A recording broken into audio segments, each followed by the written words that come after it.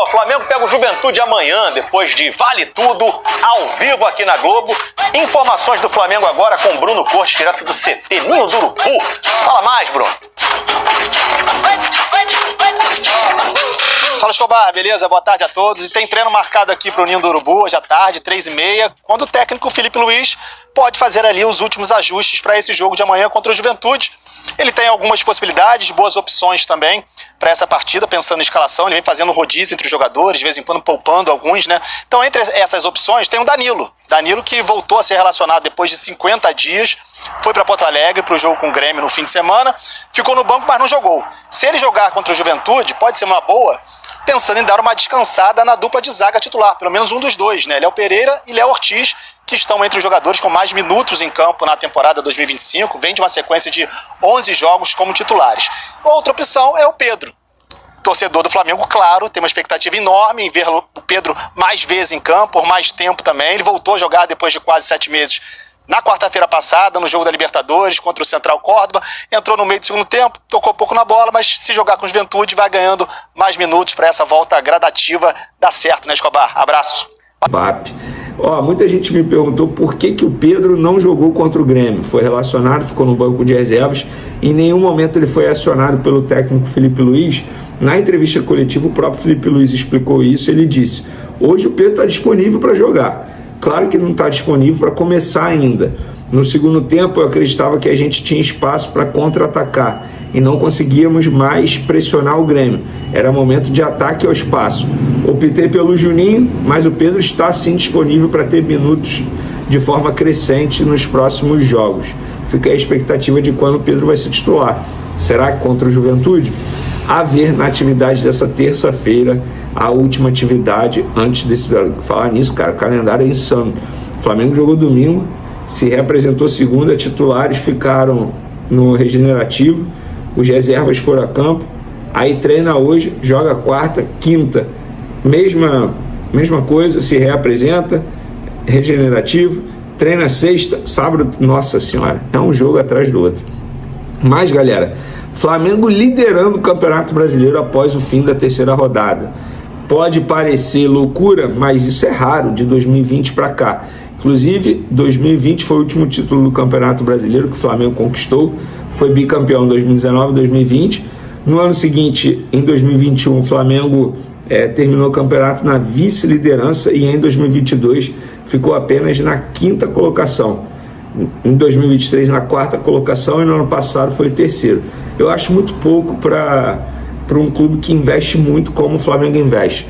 Tem que se focar no Campeonato Brasileiro, e o Cebolinha disse o seguinte: pecamos nisso em outros anos, de não assumir muito a liderança do Campeonato Brasileiro. Nós perdemos pontos importantes no início e no final não conseguimos correr atrás. Recuperar. A gente tinha essa meta de começar muito bem, porque sabe que lá na frente, quando você oscilar, o que é normal, está com essa gordura. Então procuramos nesses primeiros jogos acumular o maior número de pontos possíveis.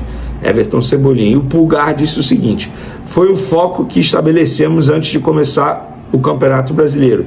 Queríamos brigar pelos 3 pontos em casa e fora. Creio que os 3 pontos fora de casa são um pouco mais importantes, porque em casa temos o apoio da nossa torcida e isso nos permite brigar na parte de cima. Falei aqui na minha live pós-jogo. O Flamengo conseguiu 2 vitórias seguidas fora de casa. Isso para mim vai ser crucial para um time que quer brigar pelo título da competição. Vencer em casa eu considero, vamos lá, não leve ao pé da letra, mas teoricamente é obrigação para o time que quer ser campeão vencer em casa. Óbvio que uma ou outra você vai tropeçar, você pode empatar com o Palmeiras, com o Atlético Mineiro, sabe, com o próprio São Paulo, pode empatar, perder. Agora, em casa, teoricamente, você tem que vencer. Então, para ter esse equilíbrio, vencer fora de casa acaba sendo o diferencial. Então, o Flamengo conseguiu 2 vitórias seguidas fora de casa. Nesse campeonato, até o momento, só Flamengo e Palmeiras venceram fora de casa. Flamengo 2, Palmeiras 1, naquele pênalti mandrake lá diante do Sport. E galera, curiosidade aqui, vocês sabiam que o Léo Ortiz e o Léo Pereira completaram 11 jogos seguidos como titulares no jogo contra o Grêmio? Pois é, o Ortiz lidera a lista de minutagem O zagueiro soma 15 jogos, sendo 14 como titular, o que equivale a 1.386 minutos em campo, disse o GE aqui. Ele ainda atuou pela seleção brasileira, entrando nos 2 jogos da data FIFA de março, contra a Colômbia e a Argentina. Dos 14 jogos como titular do Flamengo, o Ortiz só foi substituído em 1, contra o Maricá pelo Campeonato Carioca, quando saiu aos 31 minutos do segundo tempo. Nos demais, ele atuou durante os 90 minutos.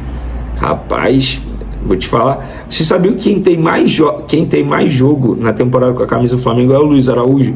São 16 jogos. Mas ele só foi titular em 7. E ele totaliza aí 838 minutos em campo. E é um jogador que rende muito mais quando ele sai do banco de reservas, né?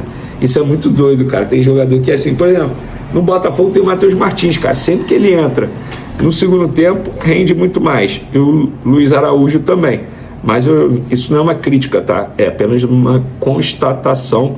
E eu acho um jogador extremamente importante para o Flamengo no decorrer da temporada, tendo em vista que o Felipe Luiz sempre promove esse rodízio. E nesse rodízio, tanto o Léo Ortiz quanto o Léo Pereira podem entrar nesse rodízio, porque o Danilo já está à disposição, e aí a comissão técnica, junto com o departamento de fisiologia, departamento médico, vai avaliar aí quem deve ser poupado, quem deve entrar nesse rodízio na partida dessa quarta, 9h30 da noite, no Maracanã. Galera, dando continuidade aqui, renovação de Varela. Postei nas minhas redes sociais ontem à noite, tá? Postei o seguinte: o Flamengo e os representantes de Varela avançaram na renovação de contrato. As partes chegaram a um acordo na base salarial e também no prazo do novo compromisso, que vai ser até dezembro de 2027. Lembrando que o atual vínculo dele acaba em dezembro desse ano. A partir do meio do ano ele estaria livre para assinar um pré-contrato.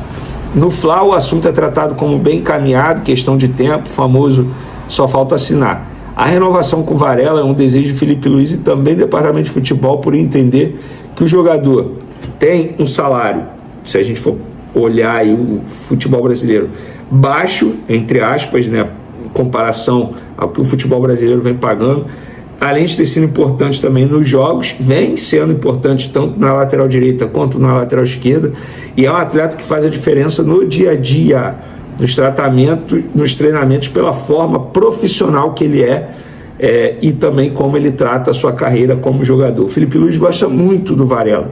Acho o Varela um exemplo de atleta de verdade. Isso não é brincadeira, não, é sério.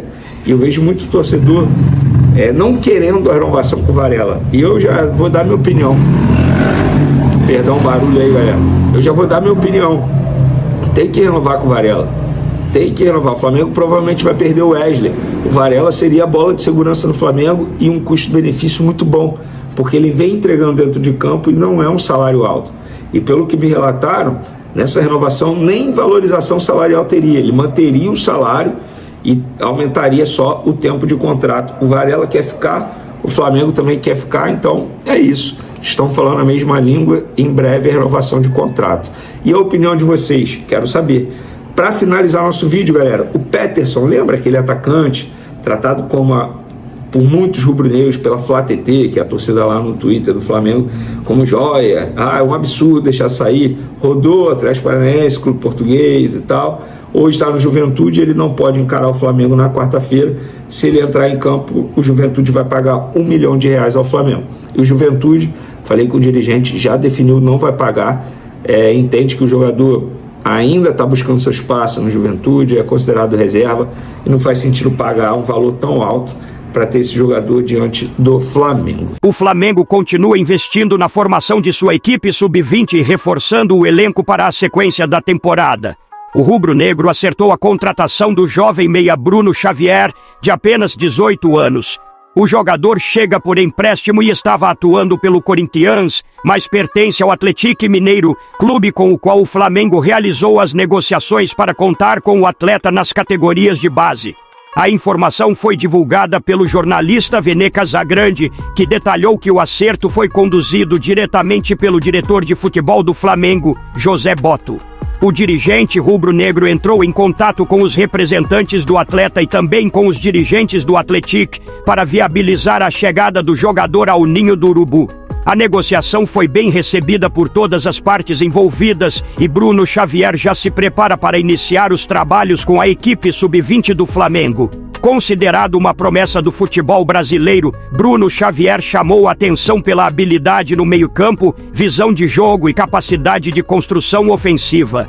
O Flamengo enxerga no atleta um grande potencial de crescimento e vê essa contratação como um investimento para o futuro. A expectativa da comissão técnica é que o meia ganhe entrosamento rapidamente e possa contribuir de forma significativa nas competições da base ao longo do ano. A chegada de Bruno Xavier reforça a política do Flamengo de buscar jovens talentos em outros clubes brasileiros para desenvolver dentro do seu projeto esportivo. O rubro-negro tem se destacado nos últimos anos por revelar jogadores importantes para o futebol nacional e internacional e segue atento ao mercado em busca de oportunidades para fortalecer ainda mais suas categorias de base. Deixe sua opinião nos comentários e já se inscreve no canal e deixa a curtida para não perder nenhuma novidade sobre o nosso Flamengo. Saudações rubro-negras!